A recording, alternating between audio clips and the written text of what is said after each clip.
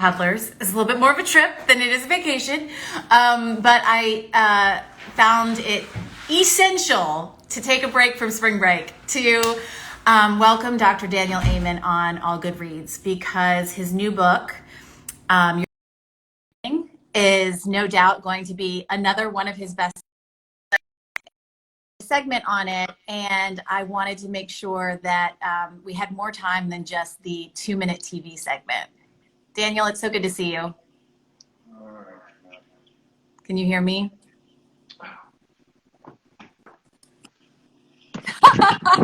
He said, hold on. Okay, so he's getting his earphones. So instead of me... Hello. There we go. Hi. Sorry. Okay, good. It is so fabulous to see your face. Daniel texted me moments before a picture of he and I from 1 year ago today when we were sitting on set talking about the end of mental illness. So how appropriate that 1 year later, your next best-selling book, Your Brain is Always Listening. Congratulations. Oh, thank you. I'm pretty excited about the dragons, and actually having puppet here. I love the dragon. My and we'll favorite. Explain what it is to everybody.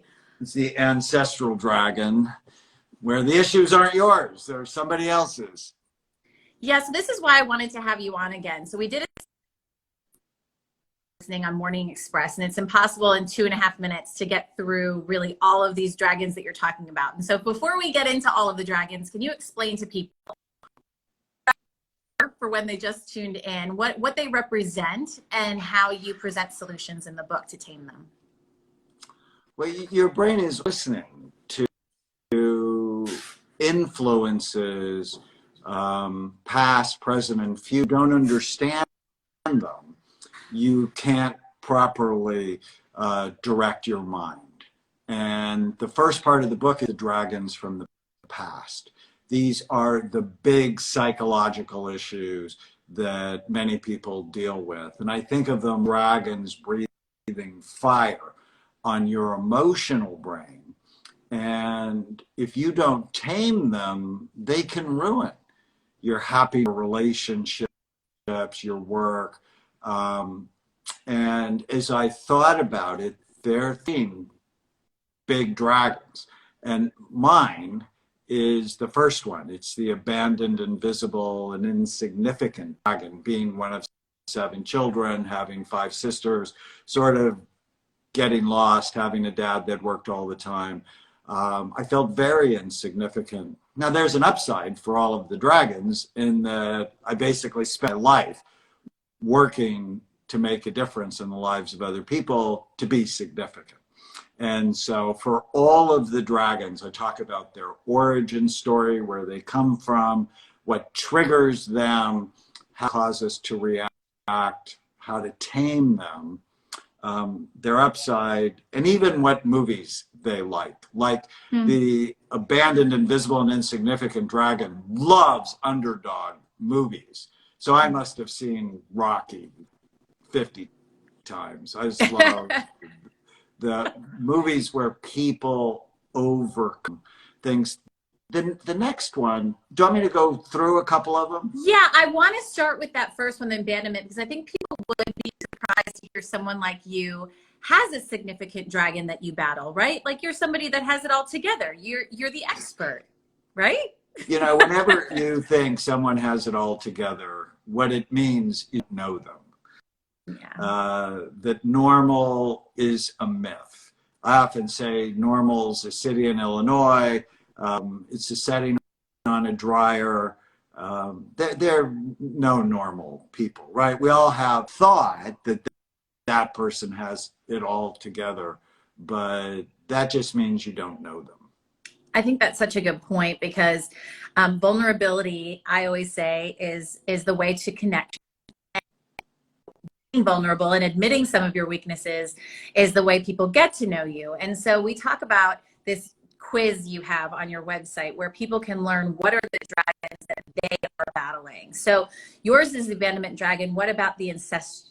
You know, when we're really blaming our ancestors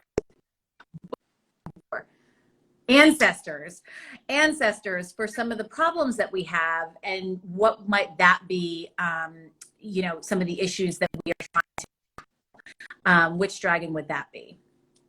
So the ancestral dragon, I actually think, is one of the most interesting dragons, where the issues you struggle with are in fact not your issues. That there's something, demons your mother dealt with or your grandfather dealt with. I know you've interviewed Tana, my wife. Her grandmother grew up during World War I famine in Lebanon, and she was lost in the mountains for 3 days, and she suffered with PTSD her whole life, and has always been someone who's prepared for disaster. And I'm like, why are you prepared for disaster? Don't I take good care of you? And she goes, you just never know when it's going to come. So she'd spend all this money, and I'd get irritated with her. And then the pandemic hit. But she has literally been preparing for the pandemic for 3 generations since her grandmother went through that very difficult time. And what we know is children and grandchildren of survivors of the Holocaust, of survivors of 9/11 even, or the genocides in Kenya, that we feel that for generations of people. And your family history is really important to getting your own mind right. What do you do if you know your family history and there is trauma? I mean, Tana's book that was out in January, Relentless Courage of, it's the second part, Relentless Courage Of a Scared Child. Of a Scared Child. And in it, she talks about her own trauma, but what do you do when you have had family trauma that stays with you? How do you tame that? So you recognize it and you understand it's part of the story, but it's not all of your story. That you can tame it by understanding it. And when I wrote it out, it helped her so much. And there's an exercise in the new book on how to rewrite your story, how to tame the dragons. And then we're all authors of our own. And once it becomes conscious, you sort of don't have to tolerate it.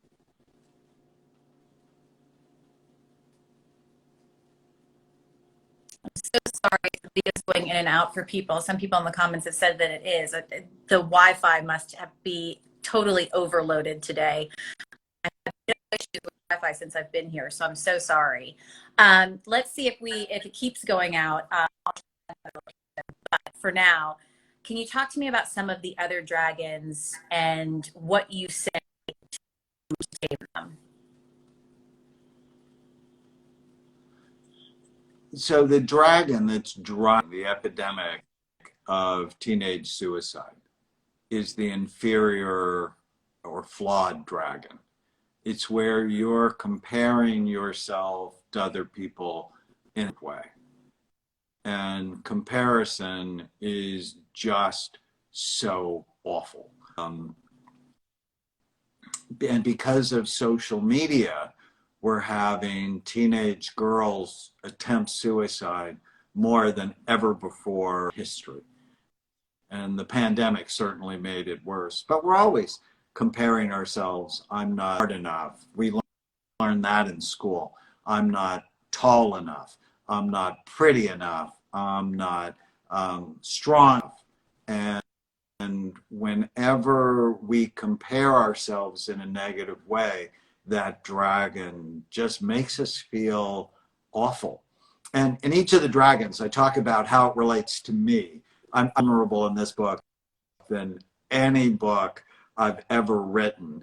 And, and I was the shortest kid in my class. A number on boys. For girls, if they're the tallest one in their class, that does a negative number on them because you're always comparing.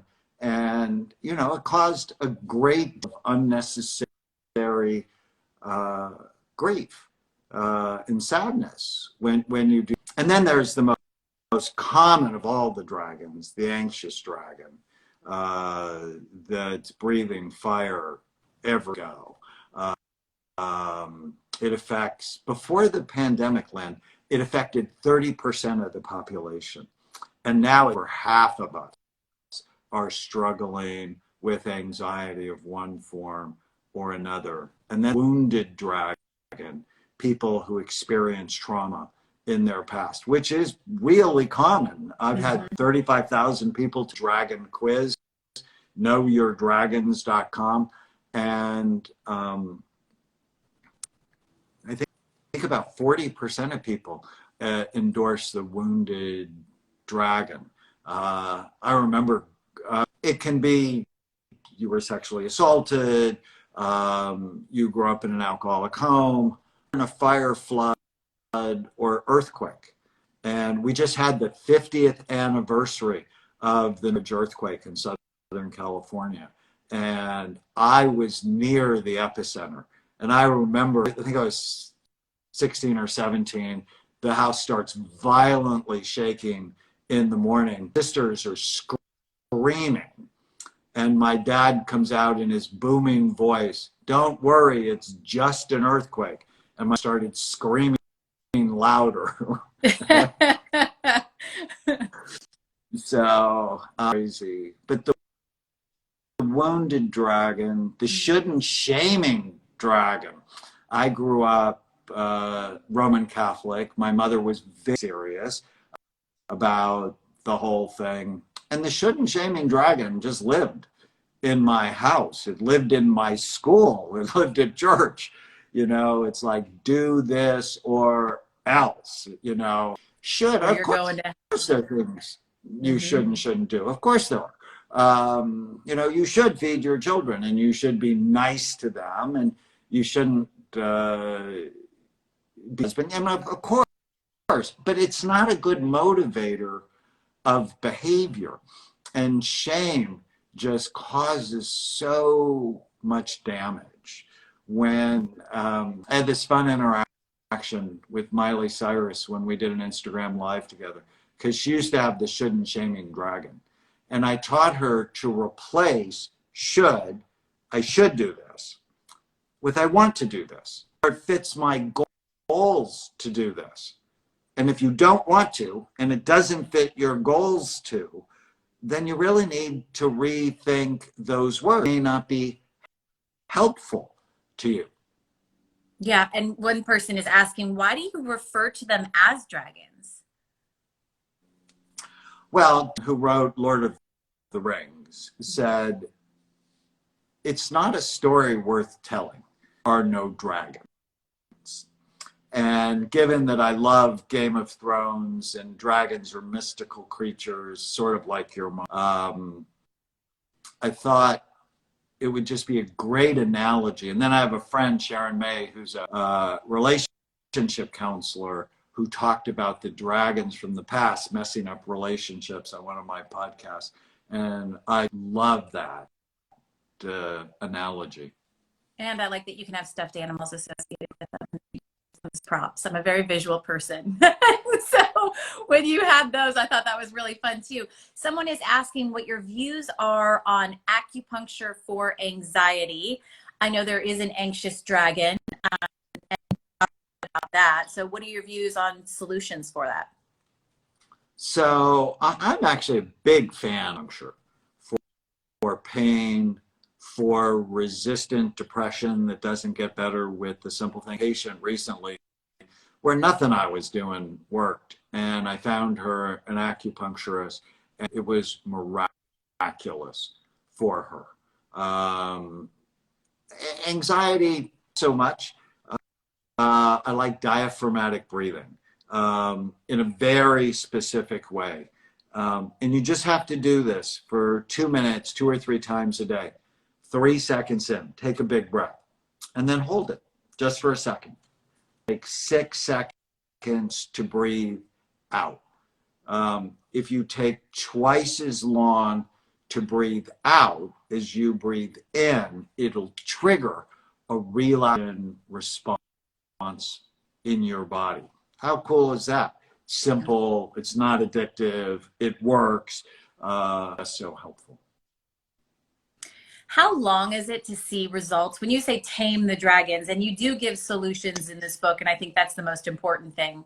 It's not just to say, okay, here's what you can do to tackle them and tame them. How long does something like this take? Is this a lifetime of work? Even Tana has talked about, you know, she's not over the.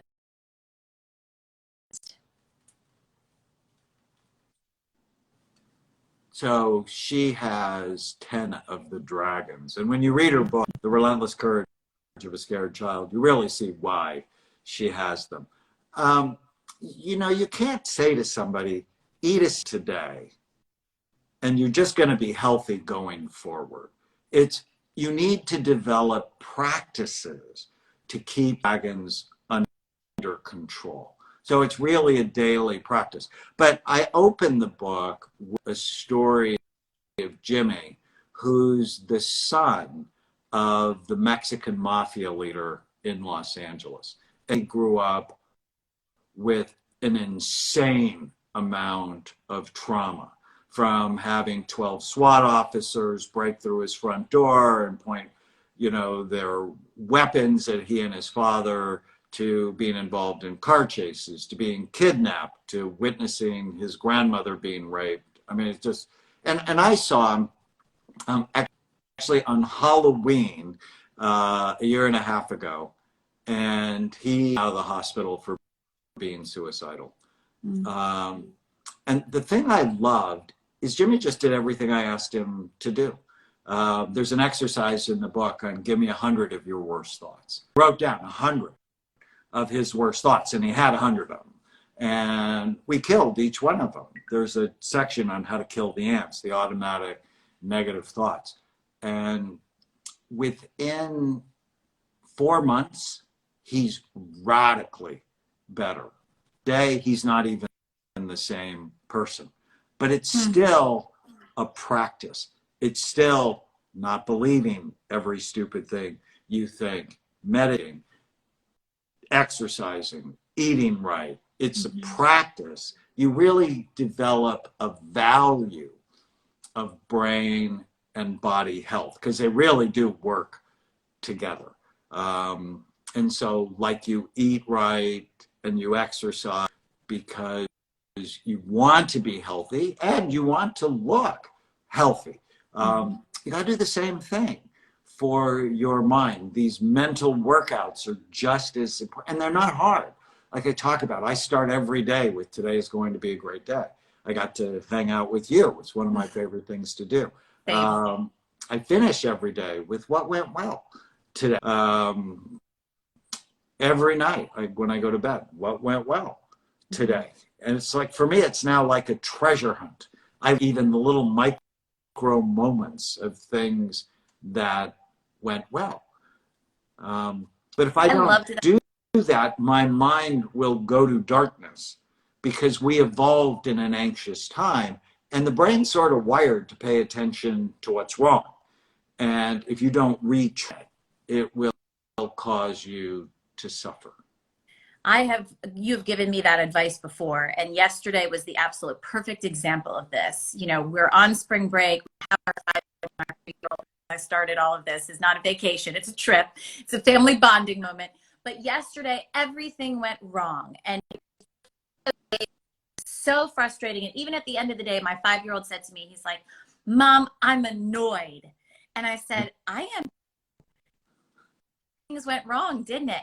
But let's sit and talk about what went right. What did we love about today? And we talked about 4 or 5 things that we really loved.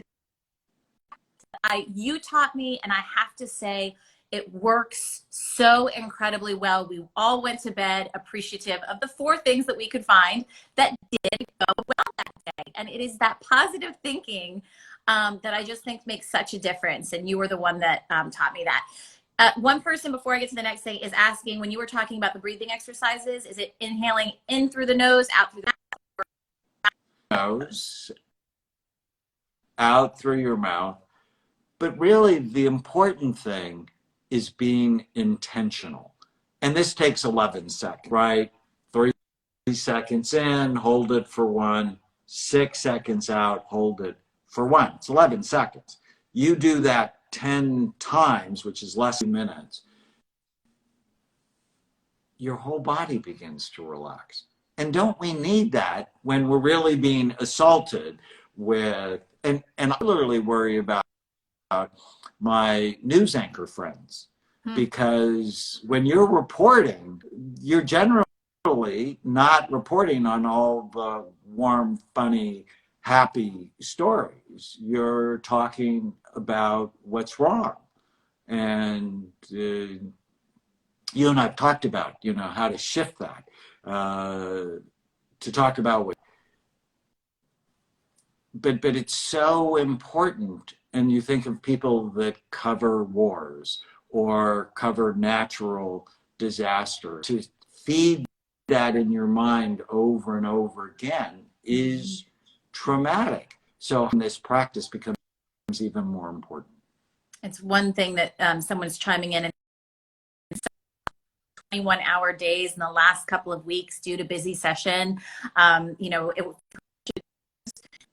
If it's any profession, especially in the healthcare field right now, and how a lack of sleep, how does it affect the brain and how can it be fixed? And they're specifically asking with ADD, sleep can affect anyone in a negative way. People with ADD actually have more trouble sleeping. They have trouble going to sleep. And once they do, they go into deeper stages of sleep longer, and they have trouble waking up. Sleep's one of the pillars of brain health. If you're not sleeping, like the grief and loss dragon in that book, I say the number one thing for grief and loss is fix sleep first. And when you sleep, your brain cleans, it washes itself. It actually gets it ready the next day. It consolidates memory. So having a practice, hypnosis, meditation, diaphragmatic breathing right at bedtime, your brain going in the right direction. And I'm not a fan of sleeping pills like Ambien, because once you start, you won't be able to stop it. I'm a fan. I like melatonin, magnesium, theanine, 5-HTP, all of those things. Brand new study on ashwagandha show significant improvement.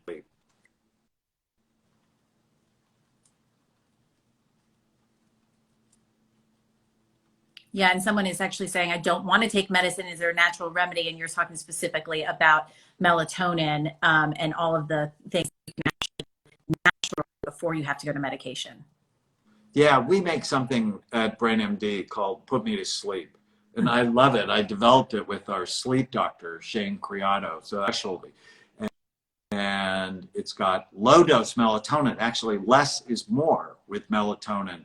5-HTP, so as much GABA to settle down your brain, theanine from green tea, and magnesium. It's like 60% of the population magnesium. And when you're low in magnesium, you're anxious and you can't sleep. And you also get muscle twitches. So if you have muscle twitches, you're anxious and you can't sleep. Magnesium is really important. And the type of magnesium you take is important, because you should be taking magnesium glycinate or magnesium citrate. And you also do that through BrainMD. You have magnesium saffron, which is another mood booster as well. And there's a new study out that 2 of our magnesium chewables has been found to be a treatment for depression when people are low in magnesium. So it's like, why not? Side effect of magnesium, if you get too much, you'll get diarrhea. So you just know if you get that, it's too much. But it's so helpful for so many people. Let's get back to the dragons. When has 10 of the dragons. I took the test. I have a couple of dragons. I'm not going to say how many I have. What does it mean if you have a lot of them? I mean, that might feel overwhelming. Like, is there something wrong with me that I have a ton of dragons? Well, the average is 6.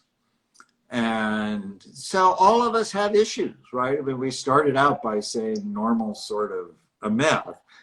And it just means there's work to do to feel happy, to be your best. And you're just like everybody else. Now, Tana has 10, and she's an awesome human being who I adore, but it just means there's sort of work to do. Mm-hmm. And it's a matter of doing the work and getting the help to do it. Dr. Amen, a lot of people are chiming in here asking where they could